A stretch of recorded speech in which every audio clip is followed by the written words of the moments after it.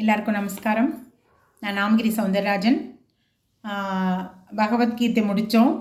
18 அத்தியாயமும் நேத்திக்கிலேருந்து நாராயணியம் ஆரம்பிச்சிருக்கோம். யார் யார் பார்க்கலையோ பார்க்க ஆரம்பிங்கோ. எனக்கு ஒரு மாமி கேட்டிருக்கா, கிளாஸ் எடுக்கிறீங்களான்னு. இல்லை, கிளாஸ் எடுக்கலை. நான் இந்த மாதிரி ஸ்லோகம் படிக்க முடியாதவாளுக்கு இந்த கதையாக படித்து காட்டலான்னு சொல்லிட்டு படிச்சுட்டு இருக்கேன். அனுபவிங்கோ. இன்றைக்கி 2வது தசகம், பகவானின் திருமேனி வர்ணனை. இன்றைக்கி நான் ஒரு கோவிலுக்கு போயிருந்தேன், கட்டு ஷாமா கோவில்னு சொல்லிட்டு. குழந்தை கிருஷ்ணன் நேற்றுக்கு நாராயணியம் ஆரம்பித்தோடனே இன்றைக்கி அந்த கோவில் புதுசாக போனோம். பன்னேர்கிட்டா ஜூ கிட்ட இருக்குது. குழந்தை கிருஷ்ணனை பார்த்தேன். கண்ணு அவ்வளோ அழகாக, அப்படி சிரிச்சுண்டு இவ்வளோ நல்லா இருந்தது. எனக்கு ரொம்ப சந்தோஷமாக இருந்தது. நாராயணியம் ஆரம்பித்தோடனே போயிருக்கோன்னு சொல்லிட்டு. நீங்களும் வந்தால் பன்னேர்கிட்டா ஜூ போனீங்கன்னா அங்கே பக்கத்துலேயே இந்த கோவில் இருக்குது. அப்புறம் சம்பகதாமா பெருமாள், சம்பக மரத்துக்கு மத்தியில் இருந்தவர் அவர். 1000 வருஷத்துக்கு பழமையான கோவில் அது. ரொம்ப நல்லா இருக்குது. அப்புறம் கொஞ்சம் படி ஏறி போனால் நரசிம்மர் இருக்கார். நாங்கள் எல்லாருமே சீனியர் சிட்டிசனாக சேர்ந்து போயிருந்தோம். நிறைய பேருக்கு அங்கே ஏற முடியாது, அதனால் கீழே மட்டும் தரிசனம் பண்ணிட்டு வந்தோம். நீங்களும் இந்த பக்கம் வந்தால் நீங்களும் பாருங்கள். நாராயணியம் படிச்சுட்ருக்கோம். கிருஷ்ணனை பற்றி பேசுகிறது ரொம்ப சந்தோஷமாக இருக்கு இல்லையா? பார்க்கலாம். பகவானின் திருமேனி வர்ணனை, 2வது தசகம்.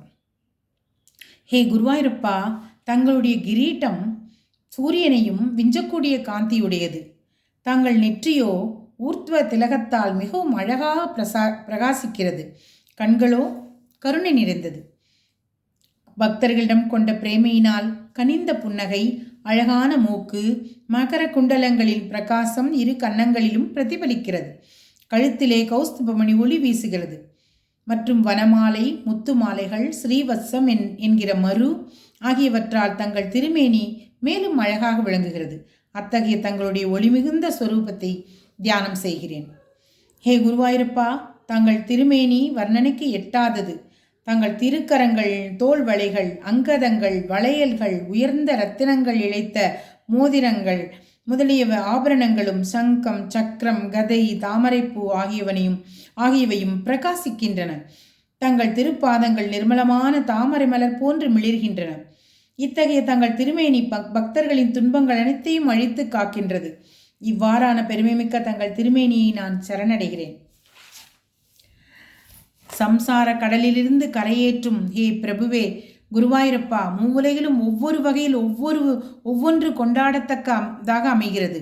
தங்கள் ரூபம் அவை அனைத்திலும் மேன்மை பெற்று கொண்டாடத்தக்கதாக உள்ளது. மனதை கவரக்கூடிய எவ்வளவோ பொருட்கள் இருப்பினும் அவை எல்லாவற்றிலும் மேலும் மகிழ்ச்சி அடைகிறது. எவ்வளவோ பொருள்கள் எவ்வளவு அழகாக தெரிந்தாலும் அதைவிட அழகான மேனி தங்களுடைய மேனி. காந்தமிக்கது, புலன்கள் எல்லாவற்றையும் தன்பால் ஈர்ப்பது. இன்பமளிக்கும் இனிமை வாய்ந்த பல பொருள்களிலும் மேலும் மேலும் இன்பமளிக்கும் இனிமையானது தங்கள் திருவுருவம். அழகு என்பனவை எல்லாவற்றிலும் அழகானது. வியப்பூட்டும் பொருள் அனைத்துக்கும் பெருவியப்பானது. எங்கும் நிறைந்திருக்கும் ஹே குருவாயூரப்பா, இப்படிப்பட்ட தங்கள் திருமேனி மூவுலகிலும் எவருக்குத்தான் மகிழ்ச்சியை உண்டு பண்ணாது? அதாவது பக்தர்கள், முக்தர்கள், மும்மூச்சுகள் ஆகியவர்களுக்கும் கூட கேட்க வேண்டும், நினைக்க வேண்டும் என்ற ஆவலை தூண்டக்கூடியது ஸ்ரீ குருவாயூரப்பனின் திருவுருவம் என்பது கருத்து. இச்லோகத்தை படிப்பவர்களுக்கு அழகு முதலிய அனைத்து பயன்களும் கிட்டும். இது ஒரு ஸ்லோகம் படிக்கிறேன். ஸ்ரீ மகாலட்சுமி குடியிருக்கும் கோயில் ஸ்ரீ குருவாயூரப்பனேன்னு.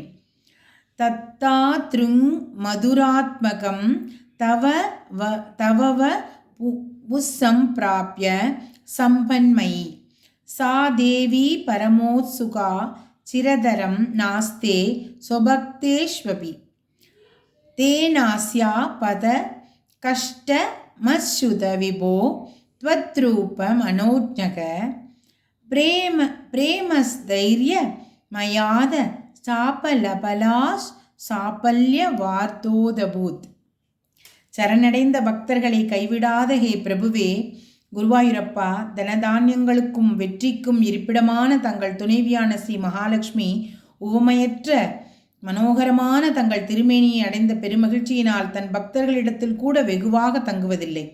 தங்கள் திருமேனி அழகில் ஈடுபாடு கொண்ட பிரேமையின் உறுதியால் அவள் வேறு எங்கும் நிலையாக தங்குவதில்லை. அதனாலேயே அவளுக்கு நிலையற்றவள் சபலா என்ற அவச்சொல் ஏற்பட்டது.